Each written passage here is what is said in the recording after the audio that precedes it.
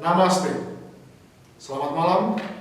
Pada video kali ini saya menjelaskan tentang Anumana Pramana, sebuah pembelajaran tentang kesimpulan dan kebenaran dalam kaitannya dengan konsep teistik atau teologi. Pada hal yang pertama ini saya akan menjelaskan apa itu Anumana Pramana. Yang pertama, sarana untuk mencapai sebuah pengetahuan yang sah.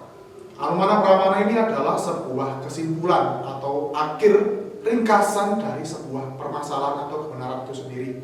Jadi, permasalahan yang ditentukan itu adalah mencari sebuah ringkasan dari sebuah kebenaran itu sendiri. Yang kedua adalah sarana yang menghasilkan.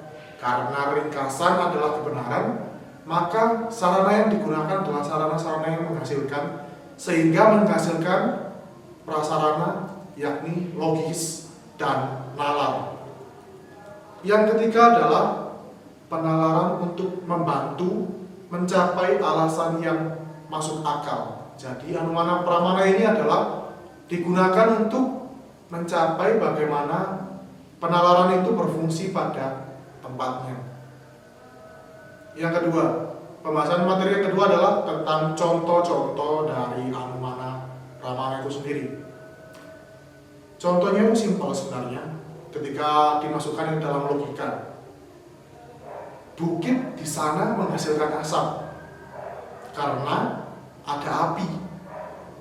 Lalu apa yang menghasilkan asap adalah api. Semisal kompor. Kompor ketika dinyalakan apinya, lalu ia akan berasap. Lalu selanjutnya adalah bukit itu mempunyai api, lalu ia berasap. Klaim-klaim semacam ini menimbulkan banyak persepsi dari tiap-tiap individu. Individu yang memaksimalkan bagaimana pengetahuan dan nalarnya menimbulkan kelogisan dan kekeliruan. Akhirnya kebenaran itu dinyatakan keliru.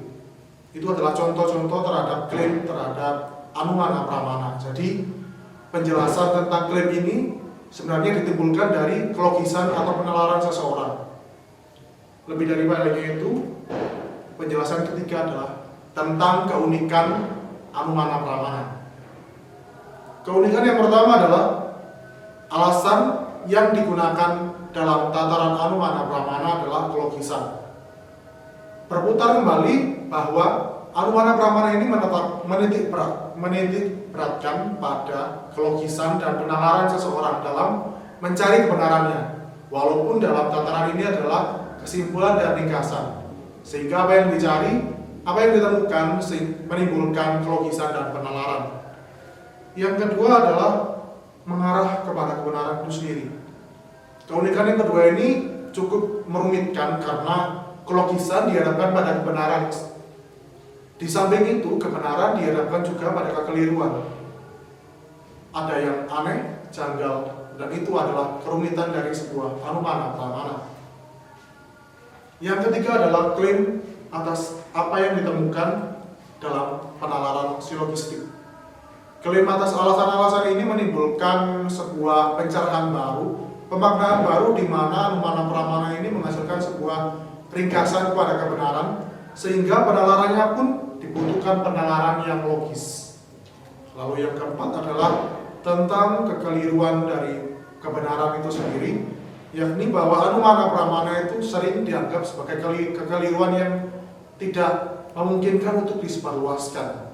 Jadi, adanya alasan-alasan itu menggunakan bahwa Anumana Pramana ini sering dinyatakan salah atau kekeliruan yang tidak sah pada pemahaman materi yang telah dijelaskan. Lalu yang keempat adalah how to understand Anumana Pramana. Bagaimana mengerti Anumana Pramana itu adalah tentang otak, penalaran logis. Setiap individu diharuskan mempunyai penalaran logis, baik itu segi hati maupun segi pikiran.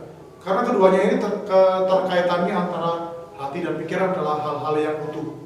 Sehingga untuk menghasilkan Anumana Pramana sendiri ini dibutuhkan kebenaran dan tataran yang logis. Yang kedua adalah menyimpulkan masalah dari segi kebenaran itu sendiri. Jadi, kesimpulan adalah sebuah kebenaran, dan kebenaran itu menimbulkan alasan untuk mengungkapkan masalah yang sedang diperdebatkan. Yang ketiga adalah tidak menganggap sebuah kekeliruan adalah sebuah keraguan dari kebenaran itu. Benar dikatakan tadi dalam penjelasan bahwa kebenaran itu adalah hal yang mutlak dan sah. Namun kekeliruan itu tidak perlu dianggap sebagai kerumitan atau sebuah permasalahan yang dinyatakan sebagai tidak tetap. Tapi kekeliruan itu adalah sebuah pemahaman bahwa kebenaran itu pernah ragu, tapi bukan hal yang dianggap utama, melainkan sebuah kesimpulan dan ringkasan.